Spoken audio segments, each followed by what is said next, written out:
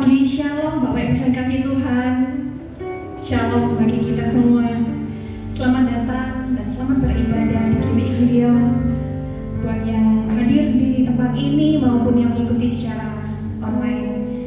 Pagi hari ini saya percaya bahwa kasih Tuhan itu tidak berkesudahan dalam kehidupan kita. Sampai hari ini Tuhan mengasihi kita dan tetap memelihara hidup kita. Mari saya undang untuk kita boleh sama-sama berdoa. Kami mengucap terima kasih Tuhan, kami merasakan pemeliharaan-Mu, kasih-Mu yang besar, yang tidak pernah berkesudahan dalam hidup kami. Pagi hari ini kami membawa kembali diri kami. Kami rindu menyembah Engkau di dalam roh dan kebenaran. Kami rindu Tuhan memberikan hidup kami hanya untuk kemuliaan nama Engkau. Terima kasih Tuhan buat kehadiran Tuhan pagi hari ini di tempat ini. Biarkan kemuliaan-Mu Tuhan ada di tempat ini. Terima kasih Tuhan, di dalam nama Tuhan Yesus.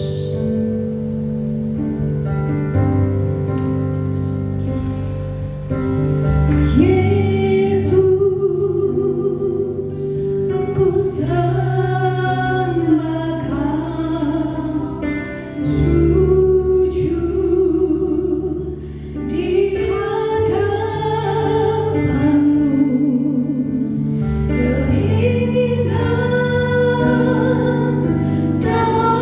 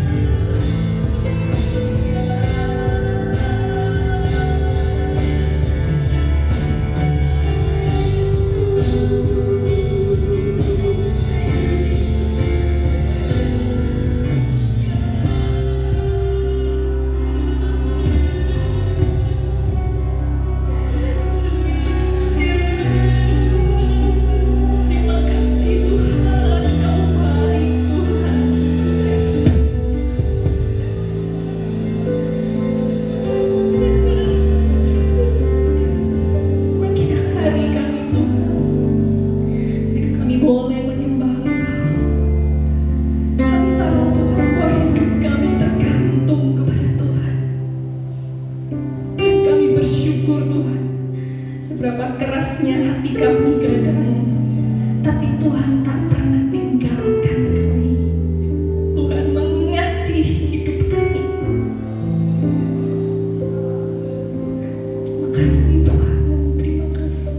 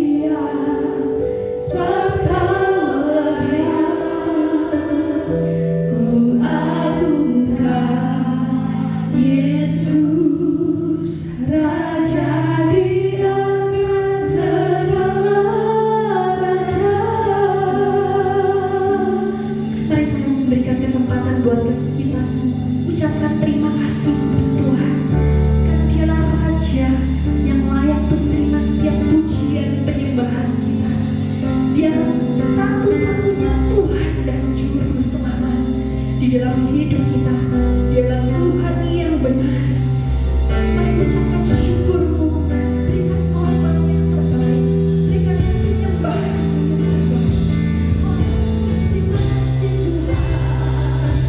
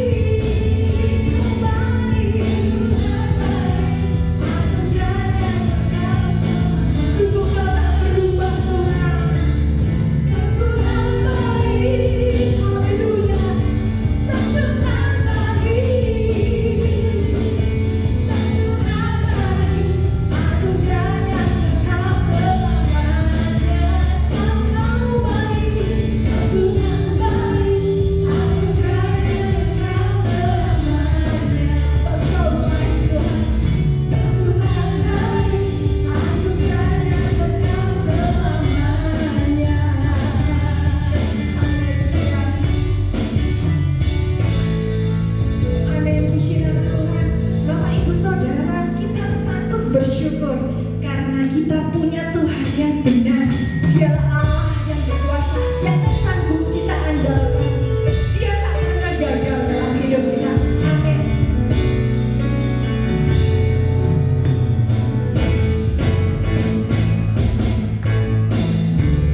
Berkuasa di bumi di surga, bertata dalam kemuliaan. Dialah Tuhan Allah kita,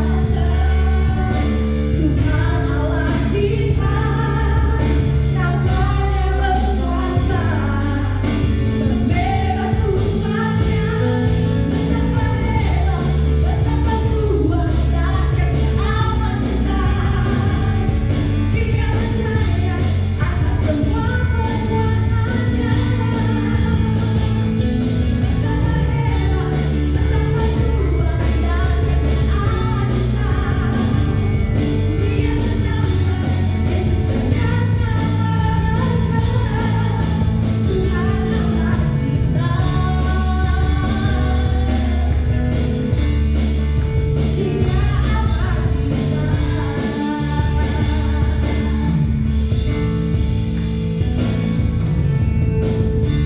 Berkuasa di bumi di surga, bertata dalam kemuliaan. Dialah Tuhan Allah kita, Tuhan Allah kita, namanya berkuasa, membebas umatnya. Haleluya. Betapa kuat dahsyatnya Allah kita. Dia berjaya atas semua perbuatannya. Betapa Engkau hebat Tuhan, betapa kuat dahsyatnya Allah kita. Dia bernama Yesus Raja segalanya. Betapa hebat, betapa kuat dahsyatnya Allah kita.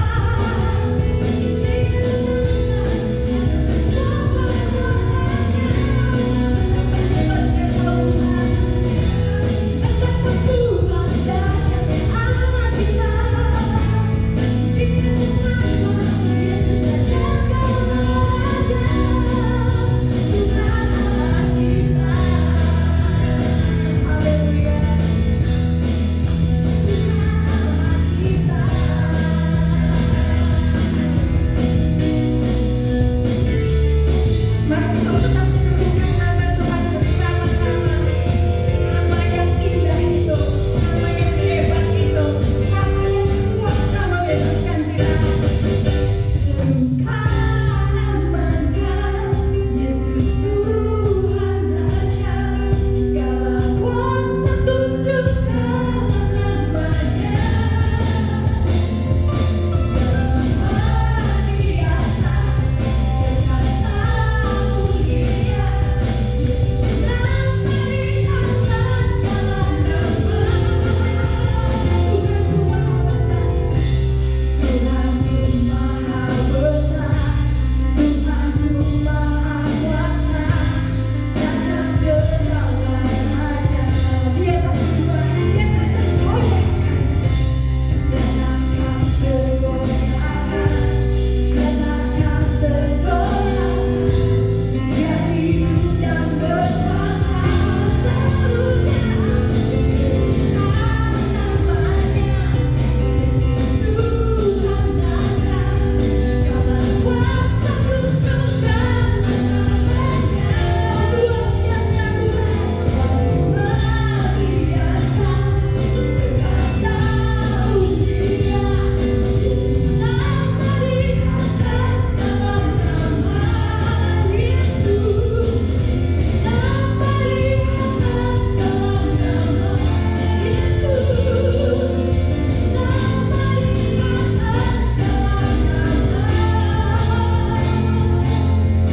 Haleluya, puji nama Tuhan. Biarkan segala kemuliaan dan pujian hanya bagi Engkau.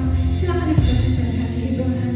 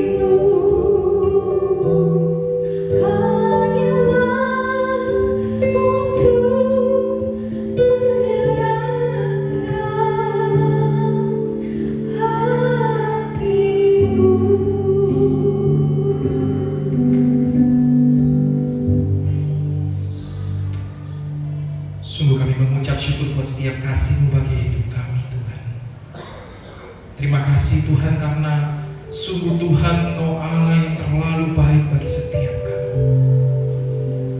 Sebab itu Tuhan, saat ini tuntunlah kami dalam firman-Mu. Biarlah sungguh kami boleh menangkap apa yang menjadi isi hati Tuhan bagi kami.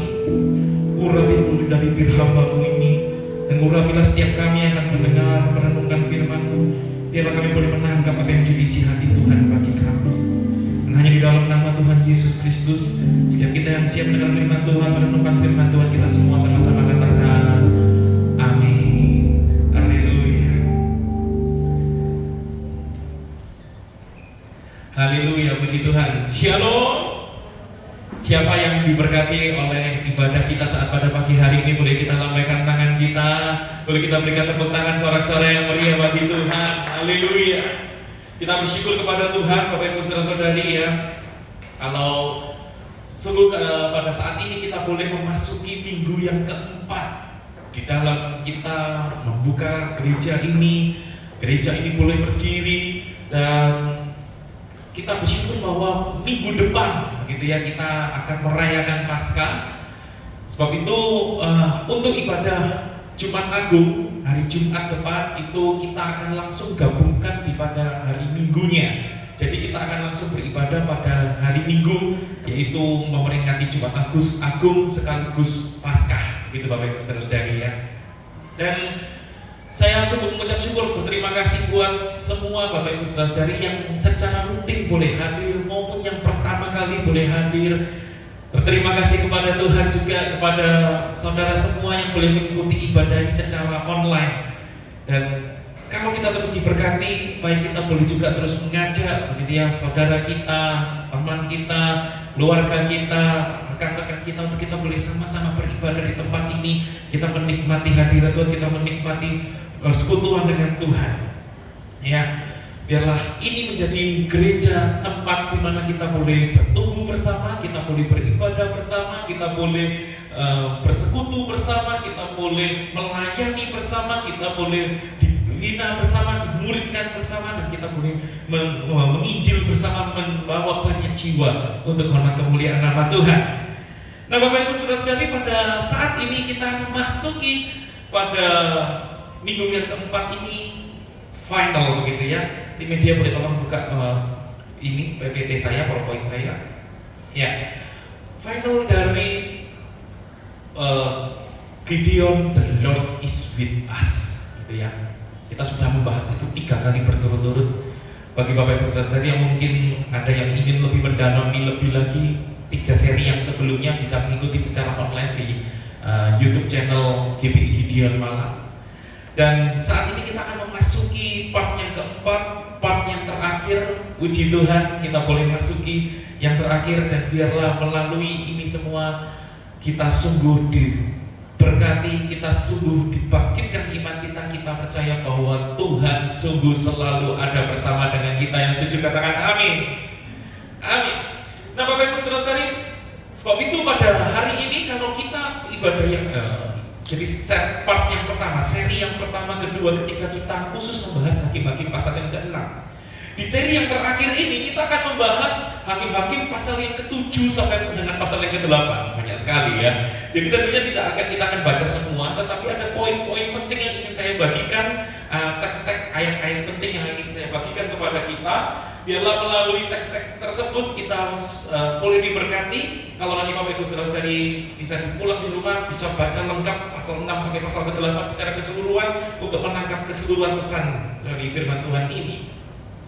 Nah Bapak Ibu Saudara-saudari, berbicara mengenai Gideon, mengenai The Lord is with us part yang terakhir ini, yang ingin saya sampaikan kepada kita, ketika Tuhan sudah terus menyertai kita sepanjang 3 minggu kemarin, kita sudah menangkap bagaimana Tuhan terus menyertai kita. Nah yang menjadi pertanyaan bagi kita yang ingin saya bahas bagi kita saat ini adalah, lalu apa respons yang tepat yang seharusnya kita persembahkan bagi Tuhan merespons penyertaan Tuhan itu? Tentu saya yakin ya, kita semua secara umumnya kita tidak akan terlalu suka dengan orang yang dalam tanda kutip tidak tahu berterima kasih. Ya, wah orang ini sudah ditolong, wah orang ini selama masa-masa kesusahannya sudah ditemani, tapi kemudian orang-orang yang menolong dia, orang-orang yang sudah bersama dengan dia dibuang begitu saja, diacuhkan begitu saja. Biasanya kita akan berkata, wah ini orang yang tidak tahu berterima kasih, begitu ya. Sehingga kita berkata, wah orang ini nggak oke lah, begitu ya. Karena ini orang yang nggak tahu berterima kasih, nggak oke lah. Nah, tapi pertanyaannya adalah bagaimana dengan kita ketika kita sudah menikmati penyertaan Tuhan, ketika kita sudah menikmati anugerah Tuhan, lalu apa yang seharusnya menjadi respons yang tepat bagi kita supaya kita ini tidak menjadi orang-orang yang dalam tanda kutip kok nggak tahu berterima kasih di hadapan Tuhan, begitu ya. Nah, apa yang firman Tuhan ajarkan kepada kita? Sebab itu mari kita melihat begitu ada poin yang pertama yang ingin saya bagikan kepada kita adalah bagaimana seharusnya kita merespons penyertaan Tuhan itu. Yang pertama adalah akui peran Tuhan. Boleh sama-sama katakan peran. 2, 3, peran Tuhan.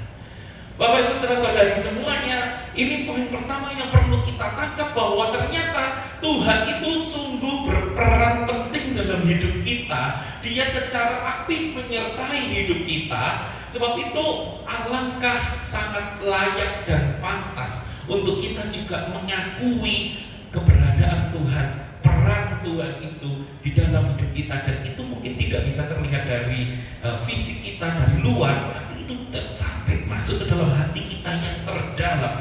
Adakah dari hati kita yang paling dalam kita sungguh-sungguh mengakui peran Tuhan itu, keberadaan Tuhan itu dalam hidup kita? Nah, dalam bagian ini saya ajak kita akan melihat Hakim-Hakim pasal yang ke-7 ayat yang ke-2 sampai dengan ayat yang ke-7. Bapak Ibu saudara, di situ Tuhan berfirman kepada Gideon. Berfirmanlah Tuhan kepada Gideon, terlalu banyak rakyat yang bersama-sama dengan engkau itu daripada yang ku kehendaki untuk menyerahkan orang Midian ke dalam tangan mereka. Jangan-jangan orang Israel memegah-megahkan diri terhadap aku sambil berkata, tanganku sendirilah yang menyelamatkan aku. Bapak Ibu saudara-saudari, kita tahu ini konteksnya berbicara mengenai bagaimana orang Israel karena mereka berbuat jahat, mereka diserahkan Tuhan ke tangan orang Midian. Orang Midian menindas habis orang Israel. Dan dikatakan jumlah orang-orang Midian yang menindas habis orang-orang Israel ini seperti belalang banyaknya. Berapa jumlahnya? 135.000 orang banyaknya. 135.000 orang banyaknya. Nah, tetapi berapa jumlah orang Israel kok sampai Tuhan bilang terlalu banyak? Ternyata jumlah orang Israel hanya 32.000. 135.000 berhadapan dengan 32.000. Tuhan bilang 32.000 itu masih terlalu banyak. Mengapa? Karena ternyata Tuhan bilang itu urusan dengan hati. Jangan sampai lalu hatinya menjadi memegah-megahkan diri, yang artinya itu menyombongkan diri, meninggikan diri dan melawan Tuhan. Melawan Tuhan dengan berkata bahwa ini semua berkat jasaku, ini semua karena tanganku sendiri, kami semua bisa selamat karena kuat gagahku sendiri, kehebatanku sendiri. Jadi Tuhan mau menunjukkan bahwa sungguh peran Tuhan tidak ditentukan oleh jumlah orang seberapa banyaknya. Sekalipun 32.000 harus berhadapan dengan 135.000, tetap itu dianggap terlalu banyak, kurang gitu ya. Dan kita melihat begitu Tuhan suruh kurangi, yang Tuhan kurangi yang pertama, ya ini adalah bagian pertama Tuhan menguranginya.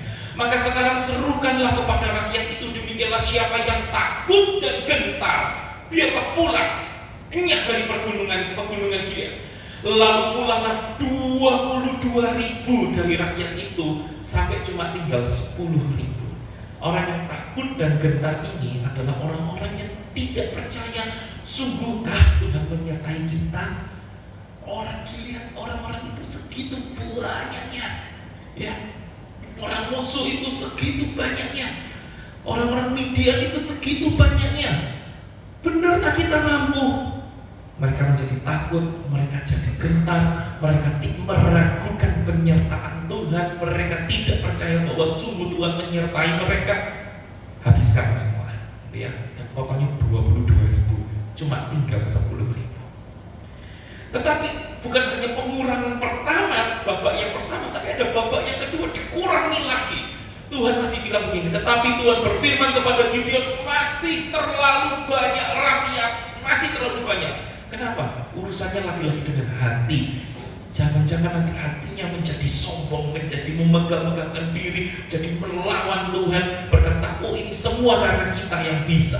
Sehingga Tuhan bilang, suruh mereka turun minum air, aku akan menyaring bagimu di sana siapa yang kufirmankan kepadamu, inilah orang yang akan pergi bersama-sama dengan engkau, dialah yang akan pergi bersama-sama dengan engkau. Tetapi barang siapa kufirmankan kepadamu, inilah orang yang tidak akan pergi bersama-sama dengan engkau, dialah yang tidak akan pergi.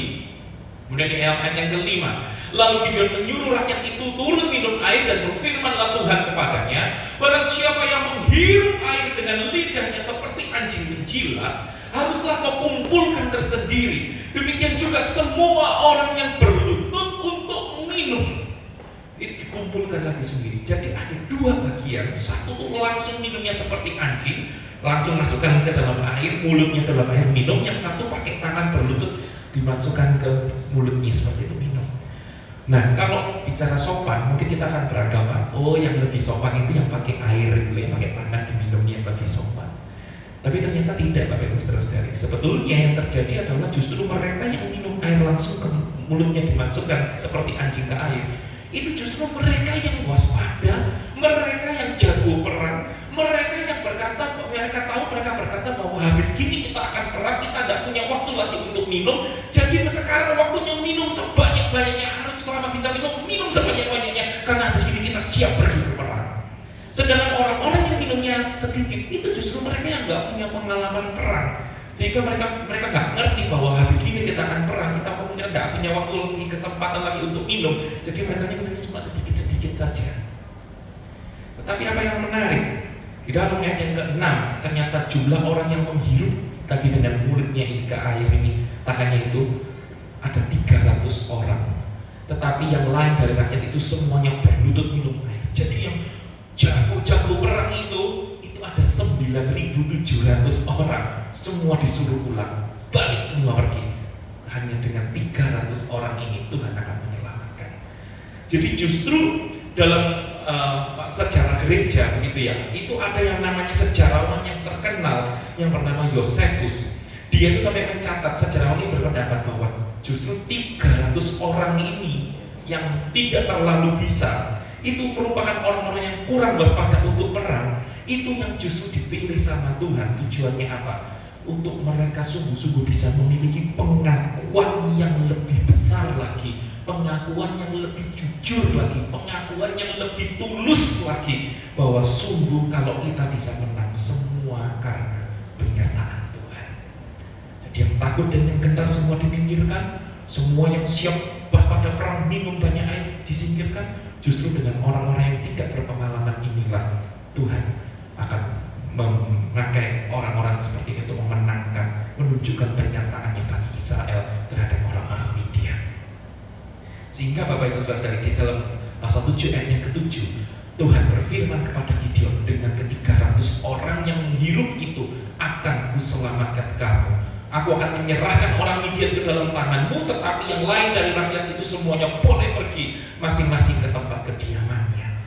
Disinilah Tuhan menggenapi janjinya kepada Gideon. Pergilah dengan kekuatanmu. Meskipun kamu kecil, meskipun kamu lemah, pergilah dengan kekuatan. Aku mengutus kamu, aku menyertai kamu. Disinilah Tuhan menunjukkan segala janjinya digenapi. Dan tujuannya, ingat, kenapa semua itu harus dikurangi? Supaya kembali orang-orang Israel bisa mengakui adanya peran Tuhan di dalam kehidupannya. Sebab itu Bapak Ibu Saudara, tiaplah firman Tuhan ingin meneguhkan kita untuk kita sungguh merespons dengan tepat di hadapan Tuhan. Kalau sampai hari ini kita bisa, mungkin kita mengalami bagaimana seharusnya rasanya tidak masuk akal Tuhan. Dalam pergumulan hidupku, dalam masalah hidupku, ada hal-hal yang terlihatnya begitu besar dan aku nggak mampu Tuhan. Tetapi kalau toh bisa sampai hari ini, mari kita buka hati kita dengan penuh kesadaran bahwa kalau kita bisa sampai ada hari ini, itu semua hanya karena pertolongan Tuhan, itu semua hanya karena penyertaan Tuhan, itu semua hanya karena ada Tuhan yang begitu baik memelihara hidup kita. Yang setuju katakan amin. Boleh kita berikan tepuk tangan sorak-sorai yang mulia bagi Tuhan. Haleluya. Dan itulah Bapak Ibu Saudara yang juga ditegaskan sampai pada perjanjian baru. Ketika kita akan merayakan Jumat Agung dan Paskah minggu depan, kita mengingat bagaimana ketika Tuhan Yesus di atas salib itu, Yesus meminum anggur asam itu dan dia berkata, sudah selesai, it is finished. Lalu ia menundukkan kepalanya dan menyerahkan nyawanya. Yang artinya memang manusia di dalam segala keberdosaannya, mereka adalah orang-orang yang dikatakan oleh Alkitab itu mati secara kerohaniannya. Memang mati secara kerohaniannya, gak akan bisa menolong dirinya sendiri. Di dalam keberdosaannya manusia hanya akan dilempar ke neraka, mendapatkan penghukuman kekal. Tetapi hanya melalui Tuhan Yesus Kristus di atas kayu salib, Tuhan Yesus yang berkata semuanya sudah selesai. Penebusan itu sudah selesai. Dan disitulah Tuhan Yesus menebus kita, mengampuni dosa-dosa kita, dan dia mengangkat kita menjadi anak-anak Bapa. Dan dia Tuhan yang hidup, yang terus menyertai hidup kita, anak-anaknya yang bersyukur kepada Tuhan. Mari kita sekali lagi berikan tepuk tangan sorak-sorai yang meriah bagi Tuhan. Haleluya. Nah Bapak Ibu Saudara-saudari, memang salah satu yang berkesan ketika saya sempat training begitu ya, training bekerja di Jakarta gitu. Itu sempat yang di training itu adalah poinnya mengenai bagaimana kita mengakui kontribusi orang lain gitu ya. Diajari kan. Jadi ya kalau kalian bekerja, kemudian itu ada memang hasil karya kerja teman Anda, hasil karya rekan kerja Anda yang bekerja ya, itu harus belajar mengakui. Karena seringkali yang terjadi itu apa? Yang terjadi apa? Katakanlah dalam satu unit begitu ada atasannya begitu ya, lalu ada anggota bawah stafnya di bawahnya. Stafnya yang kerja setengah mati, tapi atasannya yang diakui, wah pinter mengelola tim, kesannya begitu ya. Jadi terus kesannya terkenal pun jangan pakai ilmu kata gitu ya. Apa ilmu kata itu? Nginjak temannya yang lain, nginjak rekannya yang lain untuk dia sendiri yang melompat naik ke atas gitu ya. Jadi tidak boleh itu, akui hasil karya kerja orang lain. Oh iya.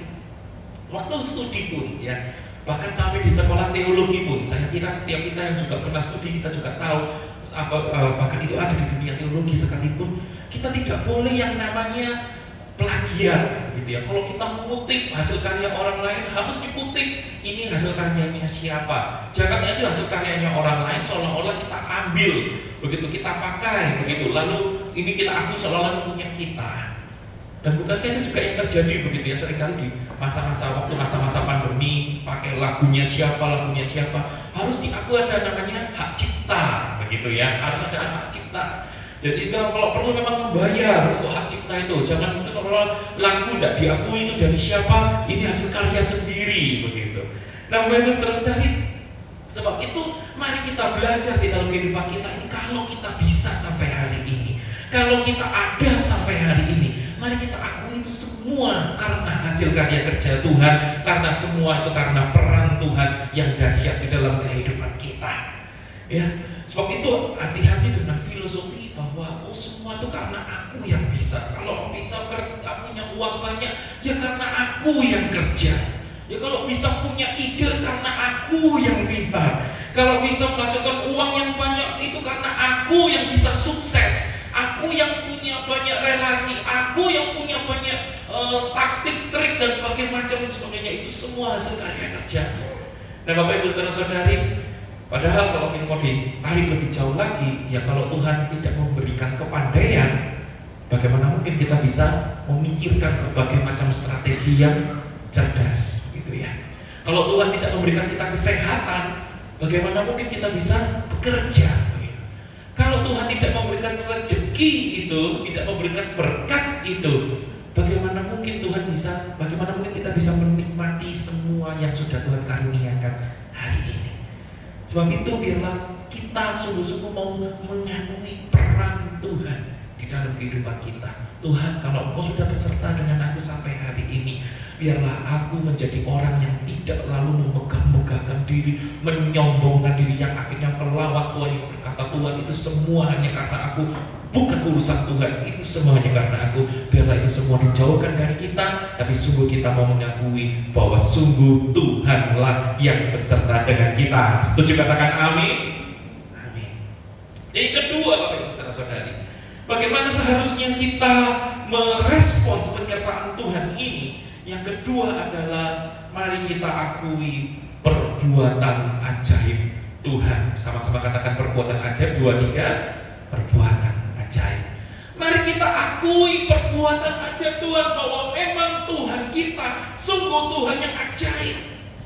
Ya, saya mendengar dari salah seorang hamba Tuhan yang berkata seperti ini. Seringkali kalau kita dikatakan, oh Tuhan itu sanggup menyelamatkan, semua akan berkata, yes, amin, Tuhan mati di atas kayu salib sanggup menyelamatkan hidup kita.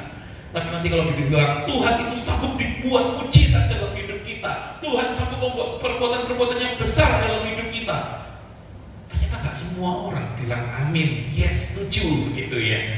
Nah, apa yang firman Tuhan ini ajarkan kepada kita? Mari kita lihat Hakim-Hakim pasal yang ke-7. Kita langsung loncat ayat yang ke-16 sampai dengan ayat yang ke-22. Ternyata ketika orang-orang Israel ini lalu akan berperang melawan orang-orang Midian, setelah mereka sudah menyiapkan pasukan dan mereka akan maju dengan 300 orang ini untuk berperang, yang dilakukan Gideon sesudah itu, kelihatannya Gideon ini pandai gitu ya. Dibaginya lah ke 300 orang dalam 3 pasukan, 100. Kelihatannya pandai ya. Tetapi di sisi lain, dan ke tangan 300 orang itu diberikan sangkakala. Sangkakala itu seperti trompet yang terbuat dari tanduk binatang gitu ya, seperti trompet begitu ya, dari tanduk binatang. Dan buyung kosong itu kendi begitu ya, seperti kendi yang terbuat dari tanah liat. Dan suluh di dalam buyung, obor, kita ada obor di dalamnya. Kita pikir, ini senjata perang macam apa Gideon ini ya? Satu sisi sudah pinter sih, dibagi jadi 3 pasukan. Tapi di sisi lain ngapain perang?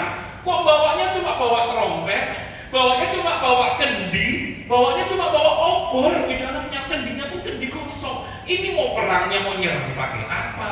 Nanti kalau diserang mau bertahan pakai apa? Ya.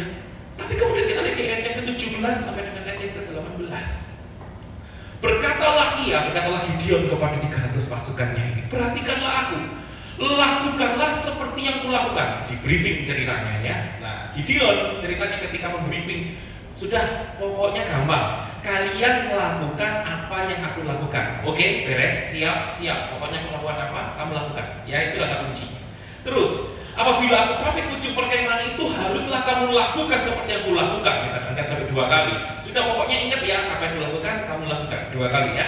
Lah, apabila aku dan semua orang yang bersama-sama dengan aku itu meniup sangkakala, ya jadi kan dari 300, 100, Gideon itu masuk ke dalam salah satu timnya itu yang 100 orang. Ditiup sangkakala, haruslah kamu tiup juga. Lalu kemudian sekeliling seluruh perkemahan itu dan sambil berseru, demi Tuhan, demi Gideon. Oke, strategi perangnya, briefingnya jelas. Cuma apa? Tiup sangkakala dan berseru.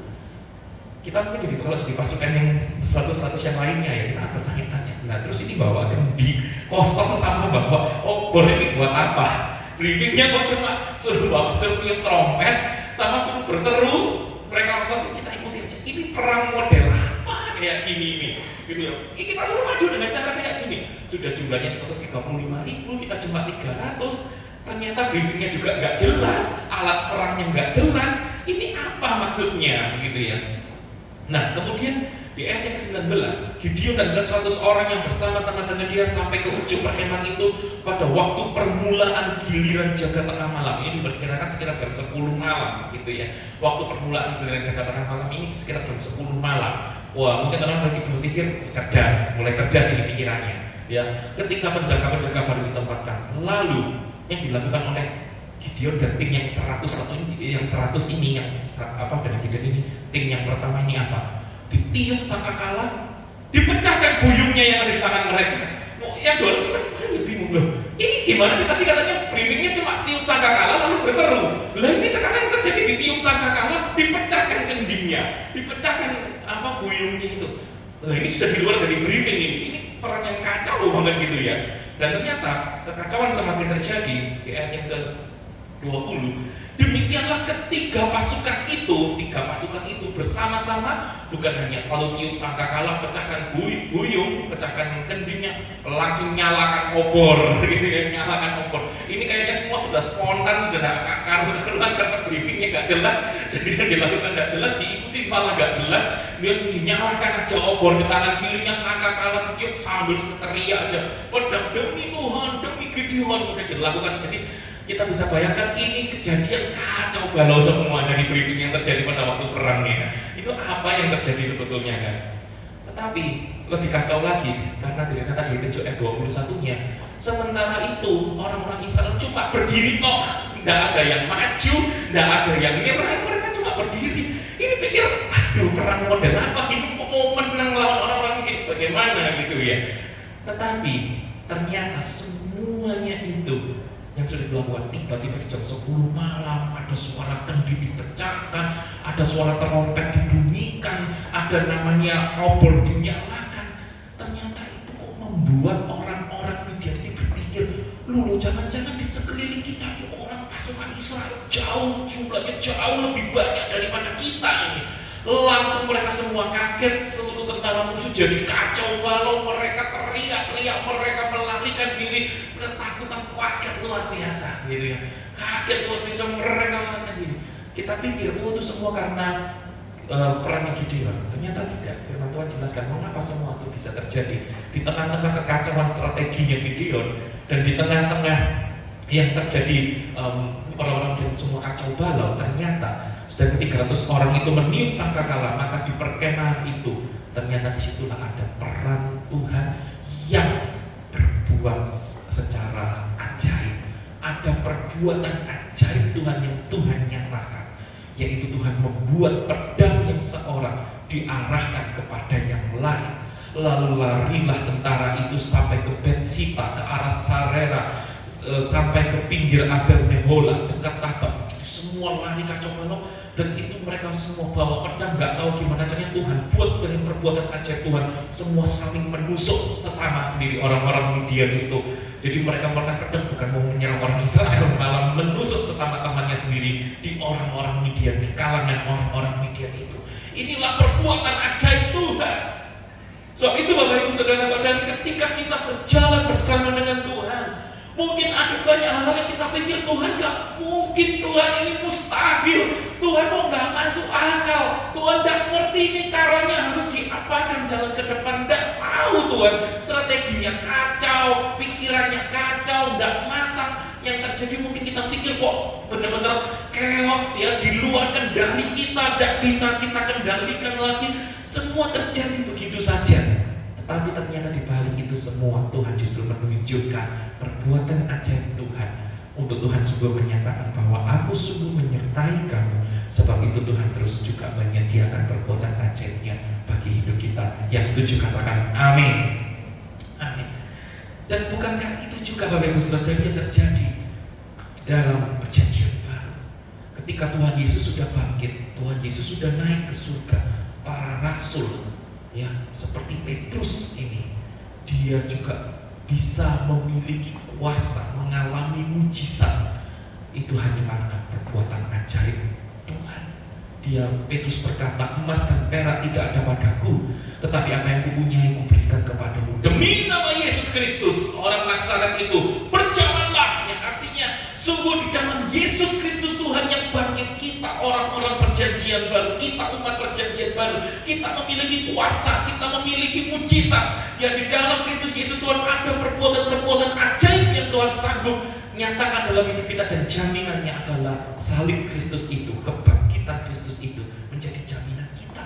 Lalu Petrus memegang tangan kanan orang itu, membantu berdiri. Seketika itu juga kuatlah kaki dan mata kaki orang itu. Orangnya itu bukan hanya melonjak berdiri, bahkan bisa berjalan, yang mengikuti mereka ke dalam bait Allah, berjalan bahkan sambil melompat-lompat memuji Allah. Bapak Ibu Saudara-saudari, keajaiban terjadi, mujizat terjadi, bukan hanya bagi Gideon, Tapi sebenarnya itu semua juga disediakan bagi kita umat perjanjian baru, yang sebagai jaminannya adalah Kristus yang sudah mati dan sudah bangkit. Itulah Kristus, itulah yang menjadi jaminan bahwa sungguh Tuhan sanggup membuat perbuatan ajaib, Tuhan sanggup membuat mujizat di dalam kehidupan kita. Yang setuju katakan amin. Amin. Nah, Bapak Ibu saudara-saudari, memang kalau kita melihat begitu ya, berapa tahun yang lalu di kalangan GBI itu juga ada gereja-gereja yang menyebarkan tagline, mempromosikan tagline, mujizat masih ada, gitu ya, mujizat masih ada di mana-mana kita bisa.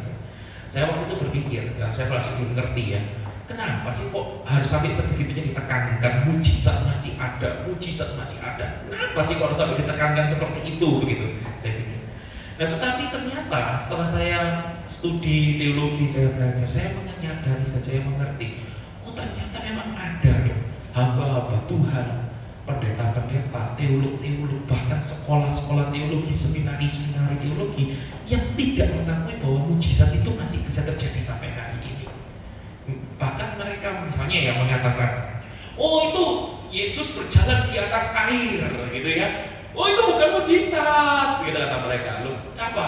Enggak, Yesus itu sebetulnya berjalannya di pinggir pantai. Itu kan tuh ombaknya lagi keras banget tuh, ombaknya lagi keras banget. Nah sehingga kakinya Tuhan Yesus ketutupan ombak, sama murid-murid itu tidak kelihatan kakinya Tuhan Yesus.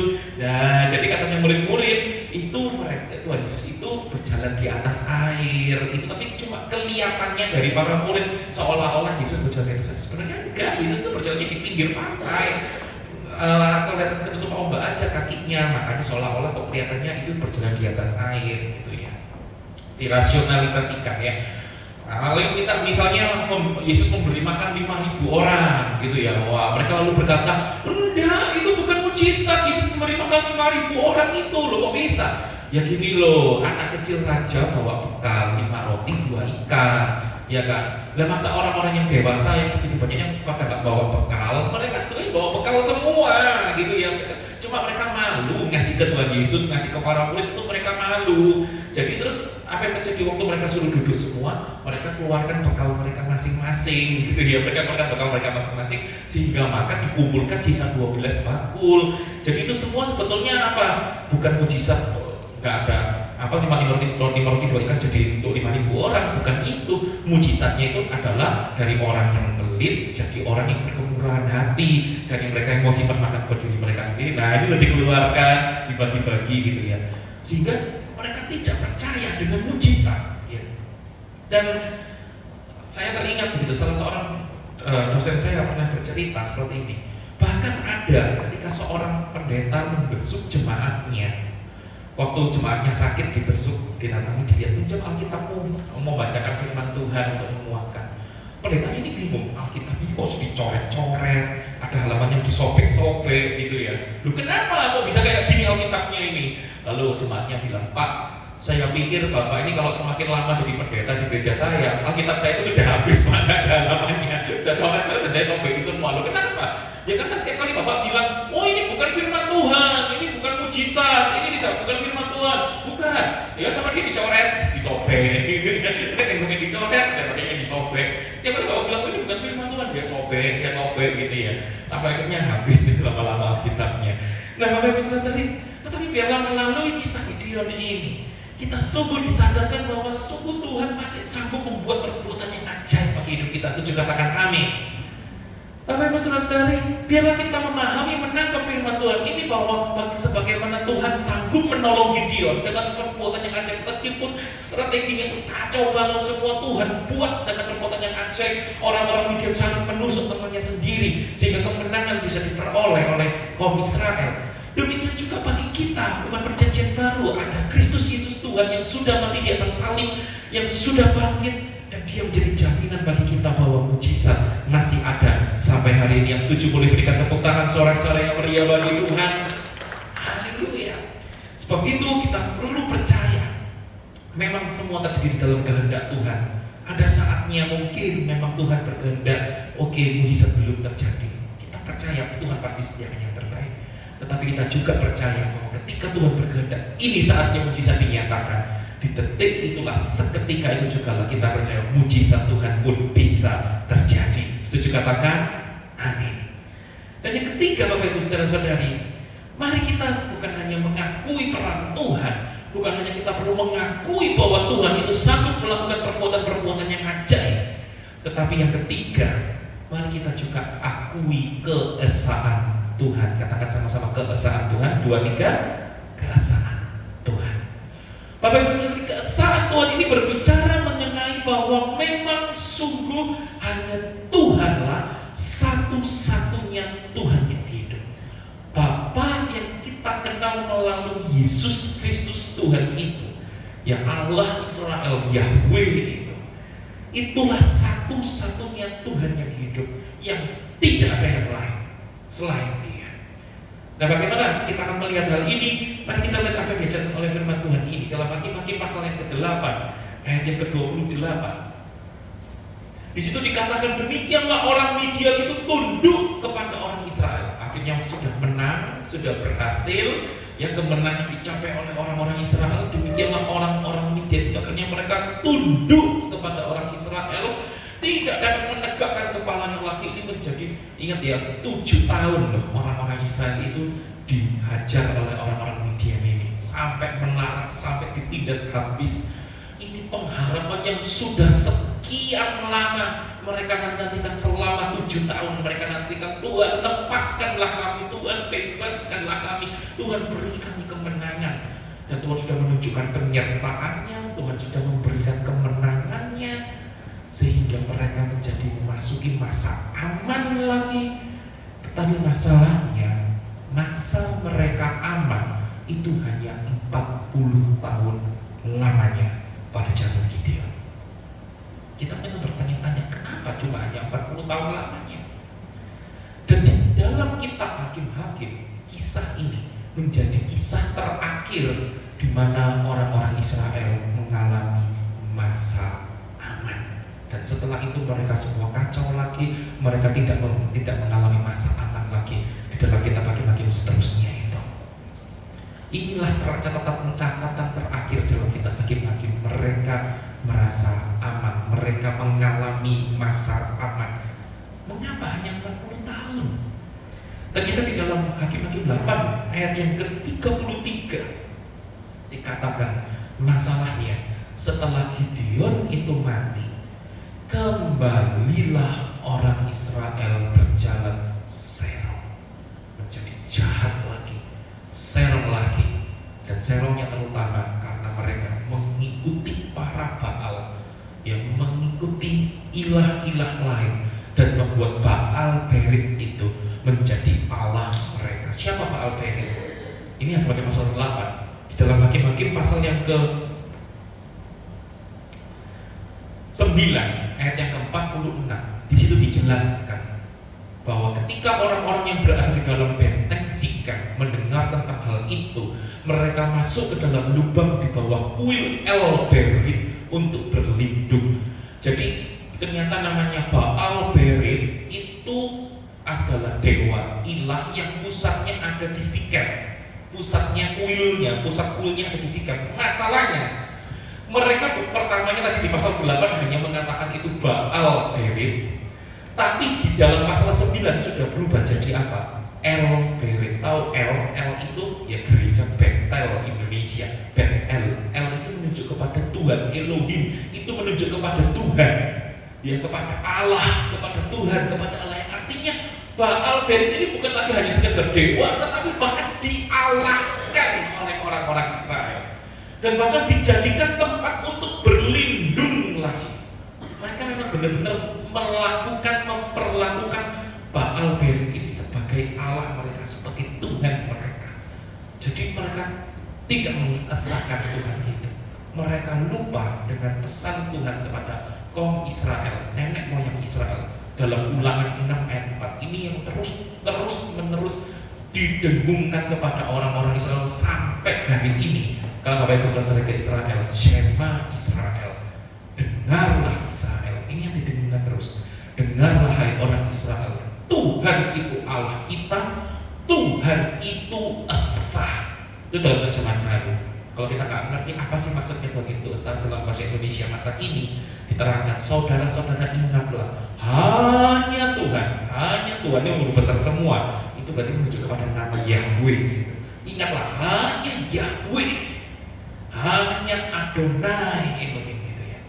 Dan hanya Yahweh itu saja Allah kita, bukan yang lain. Hanya Tuhan. Kalau bagi kita umat perjanjian baru, hanya Bapa yang diperkenalkan melalui Tuhan Yesus Kristus saja. Itulah yang Allah kita, itulah Allah yang sejati, itulah Tuhan yang sejati. Bapak Ibu saudara-saudari, dan kita tahu sejarah Israel, kemudian Israel ini habis, mereka mengalami pembuangan, mereka sampai harus ditinggalkan Tuhan. Kita tahu di dalam Alkitab kita perjanjian lama berhenti sampai pada Maleaki. Ya, di dalam kitab Maleaki nanti itu ada masa diam 400 tahun lamanya, baru masuk lagi nanti masa perjanjian baru. Matius, ya, Markus, Lukas, Yohanes, Injil itu malaikat datang kepada malaikat Gabriel datang kepada Maria. Disitulah baru muncul lagi. Di masa emas ini, ketika masa diam ini, disitulah mereka itu sadar, oh jangan-jangan kesalahan kita ini sampai ditinggalkan Tuhan sampai diam Tuhan, sampai tidak mau ngomong lagi sama kita sampai dibuang, kita sampai hancur berantakan. Ini kenapa? Ya ini karena tidak mensatu-satukan Tuhan, tidak mengesahkan Tuhan itu. Sehingga Bapak Ibu saudara-saudari, disitulah kita melihat, ya, disitulah kita melihat pentingnya menjadikan Tuhan Allah itu menjadi satu-satunya Tuhan Allah kita. Ya, Bapa yang diperkenalkan melalui Yesus itu menjadi Tuhan satu-satunya Allah kita.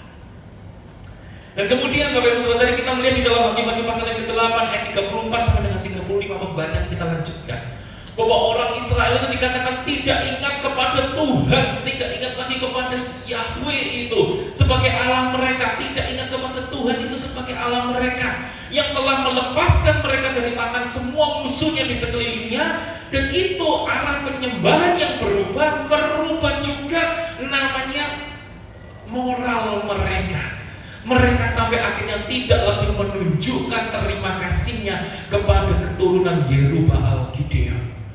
Ya, tidak menunjukkan kepada keturunan Gideon seimbang dengan segala yang baik yang sudah dilakukan oleh Gideon kepada orang Israel. Mereka lupa kepada Gideon, mereka melakukan yang jahat, dan mereka tidak lagi setia, tidak mengingat lagi Tuhan. Dan di situ Bapak Ibu saudara-saudari, kita tahu Hakim-Hakim pasal yang kedua ya, itu terjadi benar. Hakim-Hakim pasal yang kedua itu sudah memberikan komentar di awal sebelum masuk pasal 8, pasal 2 itu sudah dimasukkan dulu. Tetapi apabila hakim itu mati, ketika Gideon itu mati, hakim-hakim ini kisahnya kan selalu seperti ini ya.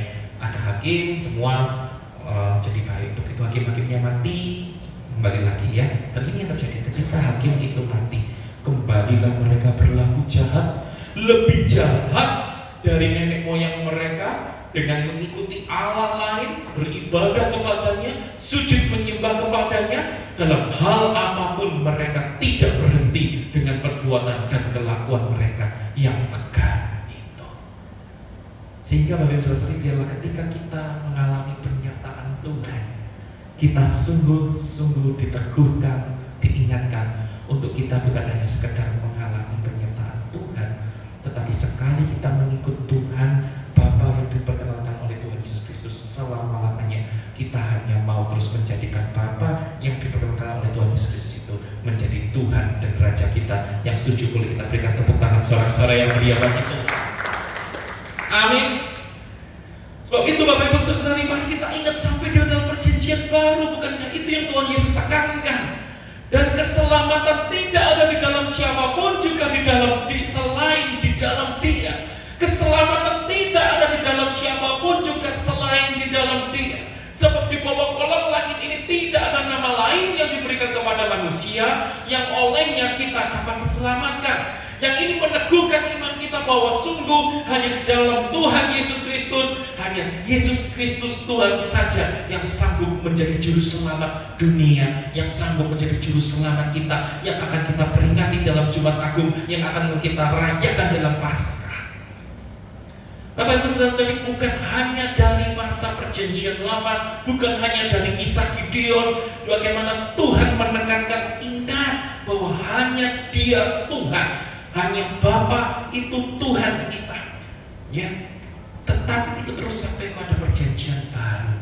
Bagi kita umat perjanjian baru, kita sungguh-sungguh diteguhkan bahwa sungguh ketika Tuhan menyertai hidup kita, jangan lupa bahwa kita harus merespons dengan tepat, yaitu kita mengakui bahwa hanya Dia satu-satunya Tuhan, bahwa hanya Bapa kita itulah satu-satunya Allah Tuhan yang sanggup menyelamatkan hidup kita. Dia Tuhan yang hidup, Dia Tuhan yang menyertai hidup kita, dan Dia yang sanggup menjadi juru selamat hidup kita. Bapak Ibu Saudara-saudari, saya teringat begitu ya. Ada salah seorang hamba Tuhan yang dia cerita seperti ini. Suatu ketika jemaatnya itu pergi gym gitu ya. Temannya yang gym itu, jadi jemaatnya adalah satu temannya yang gym itu ngomong sama jemaatnya itu, katanya kamu Tuhan Yesus itu satu-satunya juru selamat ya. Di luar Yesus gak ada keselamatan ya. Oh, berani ngomong gitu, sini tak tabok kamu gitu ya. Tak hajar kamu. Dia bilang, oh enggak, bukan saya yang ngomong. Terus apa? Pendeta saya yang ngomong. Pendeta saya yang bilang gitu. Oh gitu ya. Oke, panggil pendetamu. Ya kalau pendetamu berani ngomong, ini Tuhan Yesus juru selamat, tak hajar orang, tak hajar orang itu. Oh iya. Bilang, Pak Pendeta, gimana ini? Saya takut teman-teman saya ngejim, badannya kekal, otot semua. Katanya kalau Yesus juru selamat, ditonjok gitu. Pak Pendetanya bilang, oke, tenang, saya akan hadapi gitu ya, temui. Iya, kenapa bro gitu ya? Ini Pak Pendeta, iya bro ini Pak Pendeta yang bilang ya, kalau Yesus itu satu-satunya juru selamat, Tuhan dan juru selamat. Iya, Pak Pendeta ngomong gitu, tak tonjok. Berani nggak ngomong gitu, tak tonjok sekarang. Pak Pendeta bilang gini, oh bukan. Loh kenapa? Ini loh yang Alkitab yang bilang, dia bawa Alkitab. Ini loh yang bilang, Alkitab yang bilang. Kalau Alkitab gak bilang sih saya gak berani bilang. Ini Alkitab yang bilang, tonjokin Alkitabnya gitu ya. Bapak Ibu Saudara-saudari, ya, tapi maksudnya dari kisah ini adalah justru mengingatkan bahwa memang yang bilang bahwa Tuhan itu satu-satunya juru selamat, Yesus satu-satunya juru selamat kita, Yesus Kristus Tuhan satu-satunya Tuhan dan juru selamat kita, itu bukan katanya orang Kristen, itu bukan katanya pendeta, tetapi itu memang firman Tuhan yang dinyatakan melalui Alkitab. Itulah yang menyatakan kepada kita bahwa Yesus Kristus Tuhan adalah satu-satunya Tuhan dan juru selamat kita. Yang setuju, boleh kita berikan sekali lagi tepuk tangan sorak-sorai yang meriah bagi Tuhan. Amin. Sebab itu Bapak Ibu Saudara-saudari, jangan kita ya satu sisi kita menyembah Tuhan, menyembah Bapa yang diperkenalkan oleh Tuhan Yesus Kristus itu, tapi di sisi lain nanti kita masih mengikuti mungkin agama A, kepercayaan budaya kita, ya, kepercayaan budaya kita yang lain, atau bahkan mungkin kita justru satu sisi memang menyembah Tuhan Yesus yang lebih bahaya ya, satu sisi menyembah Tuhan Yesus tapi nanti diduakan, satu sisi lain kita melihat public figure hamba Tuhannya. Wah, rasanya kalau sama hamba Tuhan ini dapat berkatnya banyak, rasanya kalau sama hamba Tuhan ini dapat segala sesuatu itu luar biasa, diilahkan begitu ya. Hati-hati. Atau kita satu sisi memang menyembah Tuhan, tapi di sisi lain kita justru mengilahkan malah diri kita sendiri yang kita ilahkan, gitu ya. Wah, kita tetap berjuang sendiri, kita mengatakan aku bisa, aku mampu, aku sanggup, gitu ya. Sebetulnya orang Kristen tidak boleh seperti itu, gitu. Justru orang Kristen justru harusnya sebetulnya malah berkata, ya memang aku tidak mampu. Di dalam keberdosaanku semua yang kulakukan semuanya itu tertutup adanya. Tetapi karena ada Yesus Kristus Tuhan, maka aku bisa. Bukan karena aku bisa, tetapi karena ada Tuhan Yesus Kristus yang memampukan kita. Setuju katakan amin? Amin. Sebab itu jangan kita menduakan Tuhan kita. Yang Tuhan lalu kita jadikan dengan kepercayaan budaya atau adat kita lah, atau dengan public figure siapakah, termasuk mungkin seorang pendeta kah, atau bahkan dengan diri kita sendiri kah, dan yang lain-lain. Biarlah melalui firman Tuhan ini kita diteguhkan, sungguh kita hanya menjadikan Tuhan Bapa yang diperkenalkan oleh Tuhan Yesus Kristus itulah menjadi satu-satunya Tuhan dan juru selamat kita. Sebab itu Bapak Ibu Saudara-saudari, ini yang kita pelajari pada pagi hari ini. Bagaimana seharusnya kita merespons penyertaan Tuhan itu? Penyertaan Tuhan itu perlu kita respons dengan satu. Kita perlu mengakui adanya peran Tuhan dalam hidup kita. Sungguh jangan memegah-megahkan diri di hadapan Tuhan. Jangan sampai kita menjadi sombong dan malah melawan Tuhan, mengatakan semua ini hanya karena kemampuanku, kebisaanku. Tidak, itu semua hanya karena ada peran Tuhan dalam hidup kita. Dan yang kedua, penyertaan Tuhan juga perlu kita respon dengan kita mengakui perbuatan ajaib Tuhan, bahwa sungguh Dia Tuhan yang hidup, Dia sanggup membuat mujizatnya sampai hari ini. Perbuatan-perbuatan ajaib sanggup Dia kerjakan sampai hari ini. Dan mari kita mau mengakui keesaan Tuhan, bahwa sungguh tidak ada Tuhan yang lain selain daripada Bapa yang diperkenalkan melalui Tuhan kita Yesus Kristus. Dialah Tuhan dan Juru Selamat kita yang hidup. Amin. Mari kita satukan hati kita di dalam doa. Terima kasih Tuhan untuk penyertaan Tuhan sepanjang umur hidup kami. Bahwa sungguh kami mengakui di hadapan-Mu Tuhan, bahwa kami tidak bisa berjalan sendiri tanpa Engkau Tuhan. Sungguh kami mau mengakui bahwa anugerah-Mu, kasih karunia-Mu, kebaikan-Mu berlimpah-limpah terlalu besar dalam kehidupan kami Tuhan. Kalau kami ingat sepanjang umur hidup kami Tuhan, terlalu banyak perbuatan-perbuatan-Mu yang Kau nyatakan dalam hidup kami, bahwa sungguh Engkau selalu menyertai hidup kami. Sebab itu Tuhan, biarlah kami mau mengakui peran Tuhan itu dalam hidup kami. Kami tidak menjadi memegahkan diri di hadapan Tuhan. Kami tidak sombong dan melawan Tuhan. Kami tidak mengakui keakuan kami di hadapan-Mu, tapi sungguh kami mau mengakui kedaulatan-Mu, peran-Mu dalam hidup kami Tuhan. Kami mau Tuhan, biarlah melalui penyertaan ini kami mengakui bahwa sungguh Engkau Tuhan yang hidup, yang sanggup membuat mujizat sampai dengan hari ini. Engkau sanggup melakukan perbuatan-perbuatan yang ajaib, yang besar, yang heran sampai hari ini. Dan biarlah melalui penyertaan-Mu juga Tuhan, kami disadarkan bahwa sungguh Bapa yang boleh kami kenal di dalam Tuhan Yesus Kristus, itulah satu-satunya Tuhan dan Juru Selamat kami yang hidup. Dan sungguh Tuhan, dalam melalui salib Kristus, kematian dan kebangkitan yang akan kami peringati dalam Jumat Agung yang akan kami rayakan dalam ibadah Paskah, itu sungguh-sungguh Tuhan menjadi sebuah jaminan bagi kami bahwa kami memiliki satu-satunya Tuhan yang hidup, yang terus menyertai setiap langkah hidup kami. Terima kasih Tuhan, terima kasih. Dan hanya di dalam nama Tuhan Yesus Kristus, setiap kita yang diberkati oleh firman Tuhan, kita semua sama-sama katakan amin.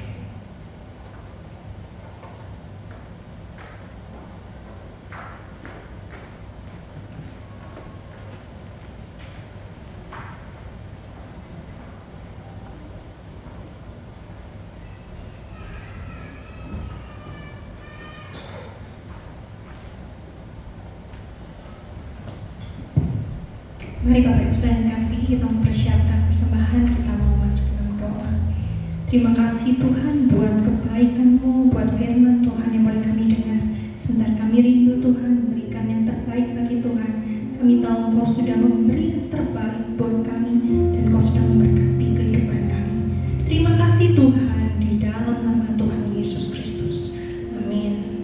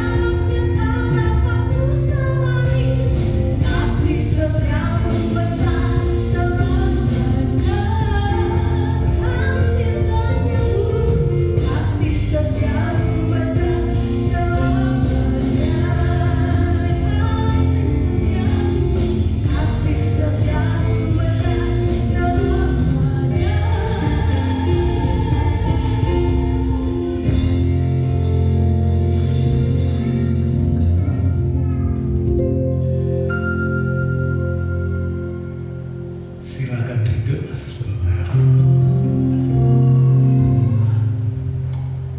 Di dalam firman Tuhan tadi terucapkan bahwa mukjizat Tuhan itu terjadi sampai dengan hari ini, bahkan untuk seterusnya. Percaya? Saudara-saudara? Percaya? Amin. Mau ngalami mukjizat Tuhan? Bukan cuma percaya, tetapi ngalami. Ada yang mau mengalami mukjizat Tuhan? Puji Tuhan. Rahasianya apa kalau mau mengalami? Alamilah peperangan rohani. Hadapilah masalah pencobaan hidup, masalah-masalah hidup. Hadapi, jangan tawar hati, jangan merasa masalah itu lebih besar dari kita. Gideon kecil, pasukannya kecil, 300 orang, 301 plus Gideonnya harus menghadapi 135.000 tentara Midian. Kecil, tapi tidak gentar. Rahasianya ada, karena Tuhan beserta mereka. Juga Tuhan kalau beserta dengan kita pada masa kini, kita akan dijadikan Gideon masa kini. Amin. Baiklah, kita akan tutup ibadah pada pagi hari ini. Saya ajak untuk saudara-saudara berdiri. Kita akan masuk di dalam doa. Tuhan, Engkau sudah mendengar bahwa anak-anak-Mu percaya bahwa mukjizat Allah masih berlaku hingga saat ini, bahkan untuk masa ke depan. Mereka percaya, bahkan anak-anak-Mu bersedia rindu mengalami mukjizat Tuhan. Oleh sebab itu Tuhan, pimpinlah kepada kami untuk menghadapi masalah-masalah hidup, cobaan-cobaan hidup, segala peperangan rohani yang sedang kami hadapi saat ini. Roh Kudus, beri kami tabah, keberanian, supaya kami tidak gentar, tidak kecil hati, tetapi bersama dengan Roh Kudus, bersama dengan Tuhan, kami menghadapi peperangan rohani itu, dan kami akan menang karena Tuhan beserta kami. Tuhan, Engkau tahu anak-anak-Mu yang hadir, segala permasalahan yang ada di dalam hidup masing-masing. Mohon Tuhan melawat mereka satu persatu, jamahlah mereka, supaya mereka pada saatnya juga berkemenangan di atas segala cobaan hidup. Mereka mengalami mukjizat Tuhan yang ajaib itu. Nama Tuhan aku muliakan. Terima kasih Tuhan, terima kasih. Terima kasih Tuhan sudah memimpin dan memberkati ibadah GBI Gideon pada saat ini. Tiba saatnya Tuhan, kami sebentar akan pulang ke rumah masing-masing. Berkatilah Tuhan anak-anak-Mu yang sudah hadir. Berkatilah Tuhan hamba-hamba-Mu yang sudah melayani. Dan Tuhan, kini kami mohonkan berkat Tuhan sekali lagi.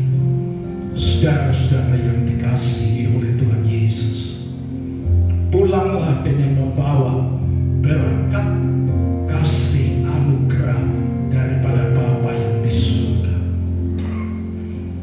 Berkat keselamatan, sukacita, damai sejahtera yang daripada Tuhan kita Yesus Kristus, dan kiranya persekutuan di dalam Roh Kudus menyertai kita semuanya mulai saat ini sampai Maranatha, Tuhan Yesus datang kedua kali.